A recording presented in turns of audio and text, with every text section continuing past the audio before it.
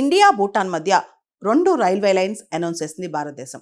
ముఖ్యంగా భారతదేశంలోని అస్సాం, వెస్ట్ బెంగాల్ ఈ రాష్ట్రాల్ని భూటాన్లోని నగరాలు కనెక్ట్ చేస్తూ ఈ రైల్వే లైన్స్ వస్తున్నాయి.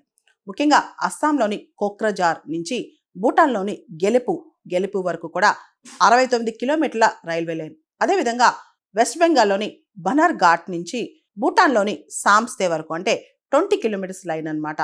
ముఖ్యంగా మనం చూస్తే అస్సాంలోని కోక్రజార్ నుంచి భూటాన్లోని గెలుపు వరకు కూడా మనం చూస్తే కనుక ఈ లైన్ని స్పెషల్ రైల్వే లైన్గా మనం డెవలప్ చేయబోతున్నాం. ఆల్రెడీ భూటాన్లోని గెలుపు మైండ్ఫుల్నెస్ సిటీ ప్రాజెక్ట్ కూడా ఇండియా సపోర్ట్ చేస్తుందన్నమాట. రెండు కలుపుకుని మనం చూస్తే కనుక అంటే 2 రైల్వే లైన్స్ కలుపుకుని చూస్తే దాదాపు 89 కిలోమీటర్స్ రైల్వే లైన్ మనం ఎస్టాబ్లిష్ చేస్తున్నాం. ముఖ్యంగా 4,000 కోట్ల రూపాయల ఖర్చుతో ఈ రైల్వే లైన్స్ వేయనున్నట్లు రైల్వే మంత్రి చెప్పారనమాట. 2024 అంటే గత సంవత్సరంలో మోడీ గారు భూటాన్కి వెళ్ళినప్పుడు ఈ రైల్వే లైన్స్ గురించి మాట్లాడారు. ఆ ప్రామిస్ ఇప్పుడు మనం నిలబెట్టుకుంటున్నాం అనమాట. భూటాన్కి ఇంతవరకు రైల్వే నెట్వర్క్ లేదు, ఎగ్జిస్టింగ్ రైల్వే నెట్వర్కే లేదనమాట. ఫస్ట్ ఎవర్ అంటే భూటాన్కి ఇతర దేశాలతో కనెక్టింగ్ చేసే ఫస్ట్ ఎవర్ రైల్వే నెట్వర్క్ కూడా ఇదే అని చెప్పొచ్చు అనమాట. ఇది భూటాన్కి ఒక అత్యాధునిక ట్రాన్స్పోర్ట్ సదుపాయం కూడా చెప్పొచ్చు అనమాట. మనకు తెలుసు భూటాన్ ఏదైతే ప్రపంచంతో ట్రేడ్ ఉందో, ప్రపంచంతో వాణిజ్యం చేస్తుందో దానిలో 80% భారతదేశంతోనే చేస్తుంది అనమాట. ఈ 2 రైల్వే లైన్స్ కట్టడం వల్ల ఎకనమిక్ యాక్టివిటీస్ బాగా స్పర్ అవుతాయి. అది భూటాన్ కావచ్చు, భారతదేశం కావచ్చు. ముఖ్యంగా క్రాస్ బార్డర్ టూరిజం, టూరిస్టులు ఇటువైపు అటువైపు ఎంప్లాయ్ చేసుకోవడం, భూటాన్ నుంచి ఇక్కడికి వచ్చి ఉద్యోగం చేసేవాళ్ళు ఎంప్లాయ్మెంట్ కావచ్చు, అండ్ బెటర్ ఇంటిగ్రేషన్. మనం చూస్తే కనుక మన road transport network, rail transport network ఇవన్నీ కూడా బెటర్గా భూటాన్తో ఇంటిగ్రేట్ అవుతాయి. తర్వాత భవిష్యత్తులో ఇండియా భూటాన్ ట్రేడ్ కూడా పెరిగే అవకాశం కనిపిస్తుంది అనమాట.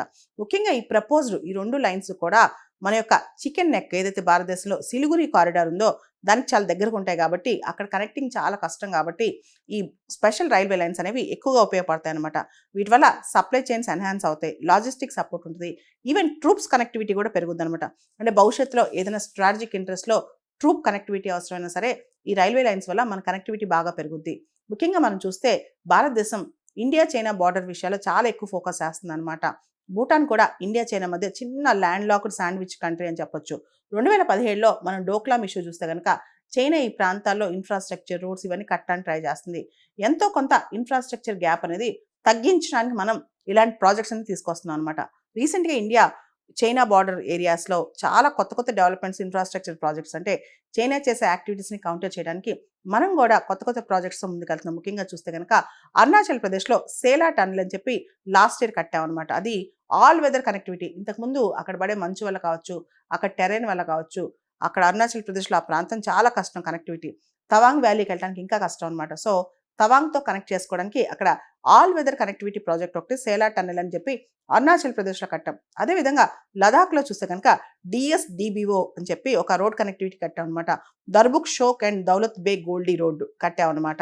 ఇది మన దేశానికి నార్థన్ మోస్ట్ 8 స్ట్రిప్ని కనెక్ట్ చేసే రోడ్ అనమాట. సో ఇది కూడా టెక్నికల్గా మనకు చాలా అవసరం. దాంతోపాటు ఈ DSDBO రోడ్ ఏదైతే ఉందో అది చైనా LACకి ప్యారల్గా ఉంటుంది అనమాట. కాబట్టి మనకి చాలా అవసరం.